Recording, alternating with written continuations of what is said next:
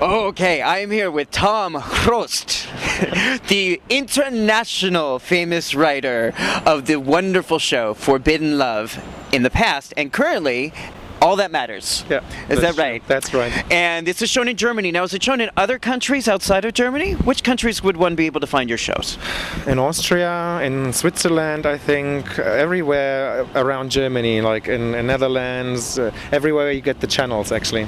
But it's not, I think All That Matters was once sold to France, but like I think the first 200 episodes, and it was called La Rêve de Diana, the Dream of Diana. And It's interesting. It's sort of a different name. but I don't know if it's anywhere else. Okay. And then on YouTube. Okay. Now you wrote for, and if I'm not mistaken, you developed the characters of Christian and Ollie, Yeah. who have become quite an international sensation, who we've talked about quite a bit on WeLoveSoaps.net.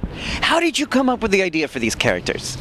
Well, Christian was on the show already when I came back as head writer, and as I said in many interviews before, there was a story with him and two women, Coco and Nico, which was kind of not that interesting, and I always felt that there is more to the character. And since Forbidden Love has a history with gay characters from the very beginning, I said it was about time to make another gay storyline.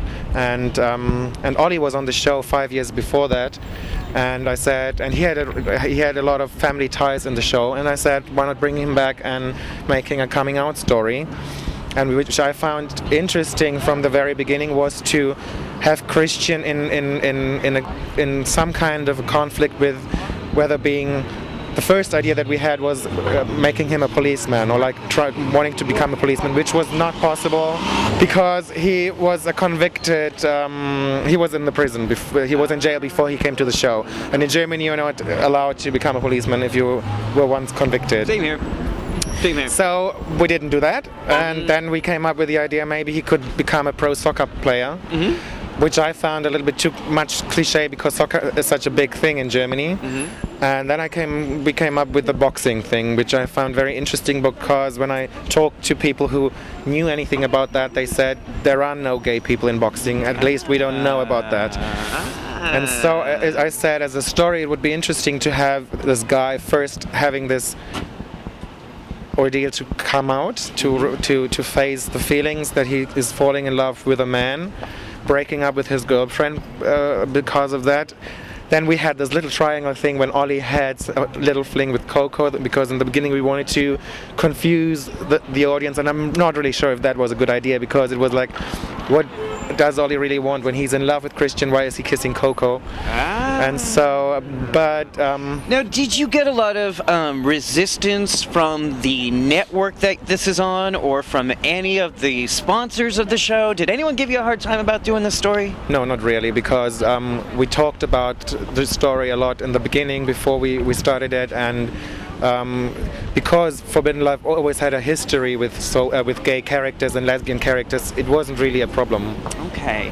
Why do you think it's easier on German shows to present a love story like this versus American soaps? What do you see as the big difference? I think it has a little bit to do with the mentality and with a little bit with the background that we have. I think America is very based on Christian values and Christianity, and Germany isn't that into Christianity. I mean, we are Christians, of course, somehow that's part of our culture, but we are, I think, more liberal in that way.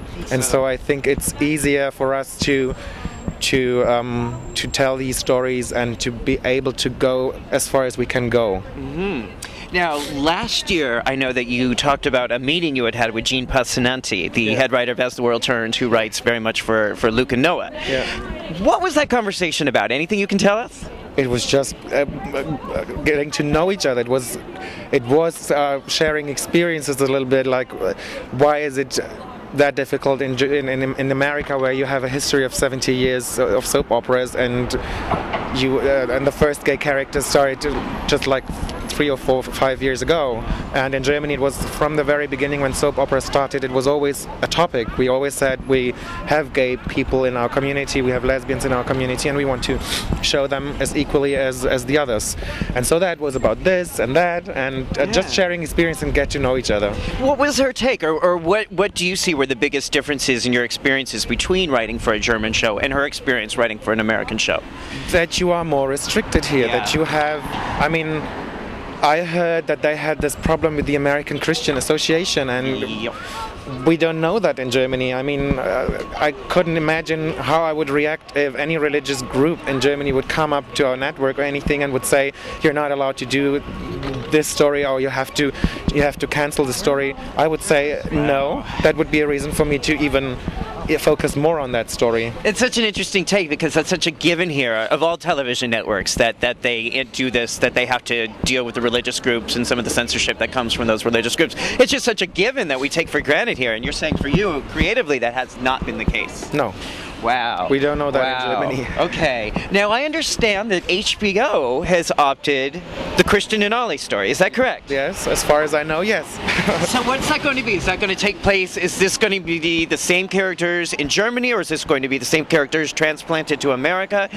What can you tell us about that? Well, I don't really know much, because I didn't really talk to anybody who was involved in that thing. The thing what I know is that it's going to be, or it's supposed to take place in Portland, I think, in America, with American actors, and I don't really know how it will be based on Christian and Ollie, if they want to tell the story as we told it from the beginning, and if Christian, or the American Christian character, Christian, the name Christian, would be a boxer as well. I don't know. I just heard that an American, I think she was the vice president of HBO, bought the rights to the story, but that's as far as I know. Wow. Now, how long have you been writing for soaps? Since 1998. Wow. And since 1998, has there ever been a story you've wanted to tell about any characters where the network or someone has said, no, you can't, or no, you shouldn't, or no, we won't allow that? No, not in that way. We always discuss the stories before we start to tell them. While we're here, let's talk about our creations. We know him. Who is this? This is sort of like Christian Ollie's God here. Yeah. Right? This is the creator. He created us. Yeah. Yes. Yeah. So we have to stick to his side all the time. I hope you don't mind if we just stand here. Sure. Is the third panel over already? Yeah. Okay. No, okay, we go. We go. Bye. You guys are awesome.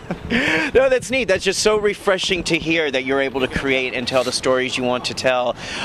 We have so many creative writers in America who have so many wonderful ideas and don't get to tell them because they get stopped. Well, of course you have discussions with networks, with the producers, with the production company. Of course you have to always find a middle way, or like coming together, because sometimes they don't feel comfortable with something, but it has never happened that they were strictly against it and said, we can't do that, we won't do that because we don't like it or something. That was never an issue. That's amazing. All right, so now the plan is in the next few years, you're continuing to be the head writer of All That Matters? As long as they want me. Okay, and do you ever think about developing your own show, where you developed this show from scratch? No. I came to All That Matters 2 years after it started. Do you ever want to do that, just like start your own show from scratch? I would, but it's a very challenging thing, and I don't really know. I have to have a team. I have to have people that I can talk to and work with them and sharing experiences and how do you say that, inspirations, but we'll see. I mean, I had the luck until now that when I finished the show, I could work on another show, and so until now I didn't have the time to do it. Great.